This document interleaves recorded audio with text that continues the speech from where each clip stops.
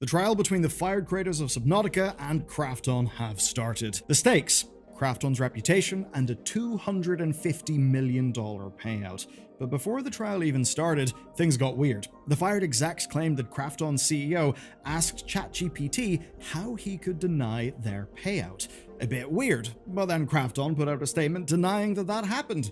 And then the CEO took the stand and actually admitted that yes, he did use ChatGPT to try and find a solution to his problems, and then deleted the queries. But today's story's got a bit more than just that touch of destroyed evidence. There's even a secret task force. So, with that in mind, let's get into it. Here are your characters for today's story. Unknown Worlds are the team who make Subnautica. Then you've got Krafton. They're a Korean publisher. They publish PUBG, and they paid $500 million to own Unknown Worlds as they were working on Subnautica 2. And within that team, the important characters for today's story are Charlie Cleveland, Max McGuire, and Ted Gill. They were the leadership of Unknown Worlds, the people who were entitled to a performance payout of up to $250 million if the studio hit its revenue targets. Now, the way things worked after the acquisition were that Krafton just left day-to-day control to the founders, but that is a decision that perhaps would come back to haunt them. Now, in July, those three men were fired from their company. Krafton took over the studio and they installed new leadership. And they also put out a statement. They said that Subnautica 2 was not ready, that they were committed to releasing the best game possible, and that they needed to delay. But then came Bloomberg. Their bombshell report directly linked the performance payout, the delay, and the firings together. Krafton responded to that, saying that the delay was decided before anyone was fired. And then came the other explanation, which was that the firings happened because the leadership had actually abandoned the project, with Cleveland in Hollywood making a Christmas film. This Christmas film, by the way. Yeah, an odd quirk to this story. And McGuire just not working on Subnautica 2. But then there was something else. A leak. A leak revealed milestone reviews showing that they had missed both their 2023 and 2024 release dates and needed about 30% more content for the game to feel complete. And I need you to keep that leak in mind for later. Now, Cleveland and company fought back by filing a lawsuit against Krafton, and that's why today's story exists. Now, as a part of a lawsuit, there's a phase called discovery. That's the bit where you are legally required to hand over any relevant documents. That means that everyone's got each other's documents, and some of those documents are not quite good. First up though, we've got to decloud. You see, I'm currently saving thousands of pounds, and you can do the same using today's sponsor, Ugreen. You see, they've got a new NAS that is designed for beginners. It makes it super easy. It's just brilliant. But I want to talk about the numbers first, right? So get a load of this. 12 terabytes of iCloud storage is £54.99 a month. That's $659.88 a year. Forever! Which is well over $3,000 after 5 years, and that's paying for storage that I will never own. So here's what the alternative looks like. You get a Ugreen NAS like this DH2300. You buy two 6TB drives for about 220 quid, and that's basically it. You've got your storage, and you've paid a third of the yearly price of renting that storage. It's completely insane, and that's without taking into account cloud enshittification and price hikes, like say the price hike that Dropbox pulled on us. I mean, the maths is just embarrassing for the cloud. But here's what actually matters a lot more for most people day to day. That the solution just works, and you get that with Ugreen. You can NFC tap to just connect your phone. Your files sync across every device you've got, your phone, your laptop, whatever. It'll take up to 60 terabytes of storage, and for a clever little twist, the 4K 60Hz HDMI output just turns it into a proper media server, so you can stream your own content with no streaming compression, which is huge for me, no platform restrictions. And they've got AI photo management that'll help you actually find things, so you can search by words and images, faces, and stuff like that. And of course, it's got the NAS stuff. You can set up RAID to protect against drive failures, get proper two-factor security, and UGOS Pro, their software, is dead simple to use. So basically, it's a no-brainer, especially with the Black Friday discount. Just click the link below and stop renting storage that you'll never own. Literally, it's a no-brainer. It pays for itself. Okay, let's talk about discovery. So during discovery, Krafton argued that they only needed to hand over documents containing the exact words "earn out" and "termination." But the judge said that was actually, quote, very narrow. So basically, they'd need to turn over more. Krafton also demanded to forensically inspect the former executive's hardware, but the judge actually rejected that as well. But most importantly, Krafton refused to share information on the state of the game before the filings, despite that being their stated reason for the terminations. And the reason why is amusing. It's because Krafton actually changed their whole argument mid-trial. Now, Krafton argues that the leadership stole confidential documents and lied about what they were doing within their jobs, and that is why Krafton wanted to inspect their hardware. But there's a problem with that. The leadership only gathered those documents after they were fired, and they gathered them to retain evidence. That's the allegation from the Unknown Worlds side anyway. Basically, that Krafton argues that the theft justified their firing, but after the fact, which you can probably imagine is a little bit strange logically. Krafton's new argument sees it differently though, that leadership deceived them about their jobs and then stole documents when they got caught. So, to understand what the Unknown Worlds leadership are trying to knock down, let's dive into Krafton's side of this trial. Krafton's lawyers stuck to a simple argument in their pre-trial brief. Per filings obtained by game developer, Krafton says that the court is being asked to restore executives to, quote, jobs they were not performing and grant them control of, quote, a company they were not running in order to, quote, release a video game they did not make. When you say it out loud, it's quite funny. Their argument is basically that leadership abandoned the studio. Okay, let's dive into more details. After the first delay in April 2024, Krafton quoted unnamed staff calling Cleveland and McGuire, quote, absentee landlords who were, quote, putting in near zero effort. And they cite emails showing that McGuire and Cleveland actually wanted to retire, but there is a problem. Under the contract, retiring would make earning the payouts quite a bit harder.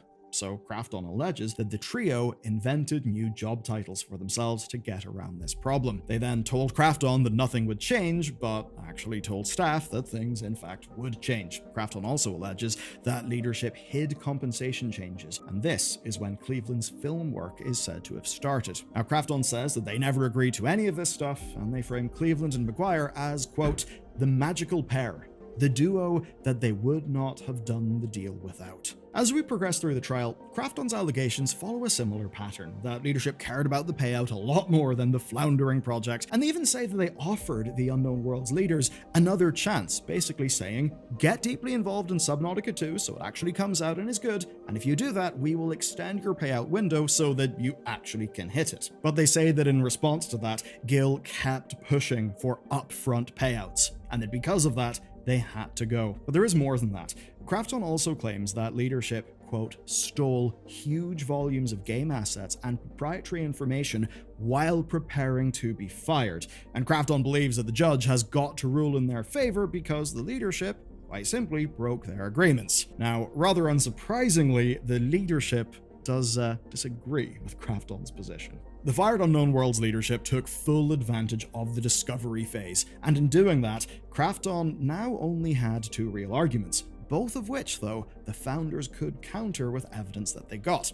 Now, the founders don't dispute most of Krafton's timeline. What they dispute is Krafton's framing. They don't deny that the game was delayed, but they point to playtests from earlier this year as evidence that the game was actually on track. And an expert inside Unknown Worlds also said that, quote, the planned 2025 release would have been best. That's an odd way to frame it, but basically, Krafton couldn't cite a single employee who thought the game wasn't ready, which does kind of echo the original Bloomberg reporting on this story from earlier. The founders also claimed that Krafton knew about the job changes and their potential impact. There are messages from Gil to the Krafton board members that are rather blunt. I'll read this one directly.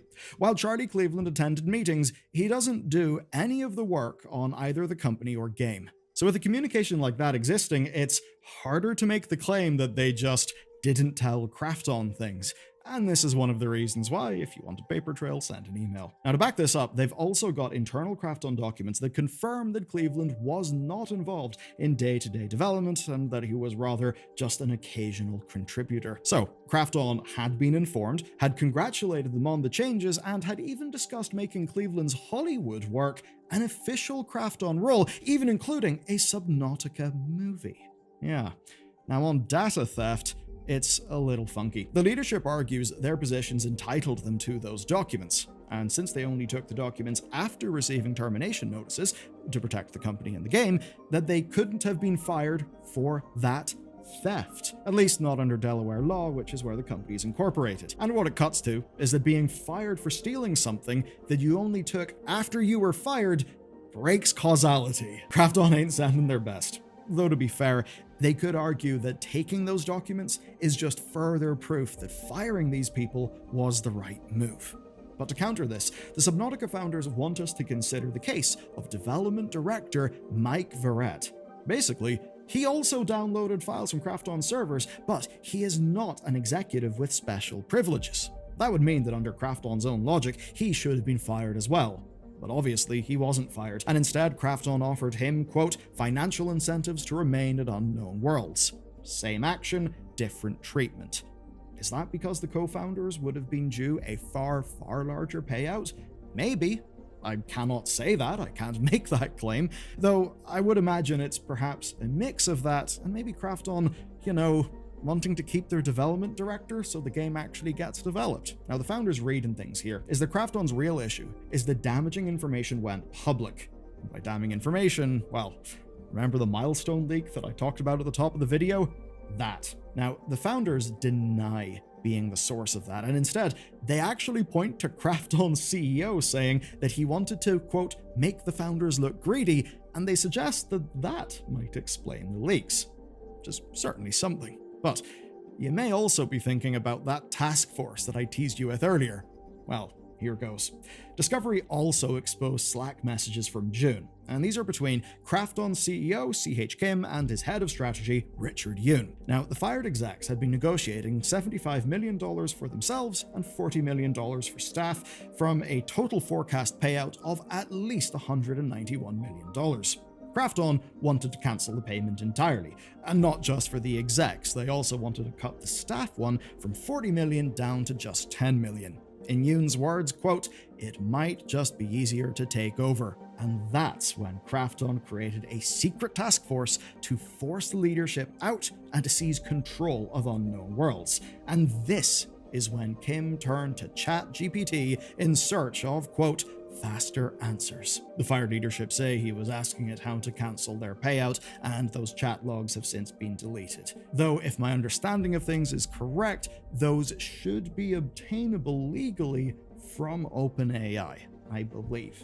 Maybe that'll happen, maybe it won't. But that leads to the founders' final allegation here, that it's not just about money, that it's about Krafton and its CEO not losing face. You see, Kim had called the original deal, quote, one under which Krafton can only be dragged around. And he also told Cleveland that, as the person who signed the deal, he would have to, quote, take responsibility. I think that ultimately paints a picture of Krafton, perhaps, like a lot of companies, kinda regretting what they spent during the pandemic. That's when interest rates were zero, markets were going absolutely insane, and everyone was indoors playing video games. By now, you've heard both sides of the story, and it all will come down to a contract, one that Krafton signed in 2021. One where they paid COVID hysteria prices for the company and offered an extravagant payout to its leadership, and of course to its staff.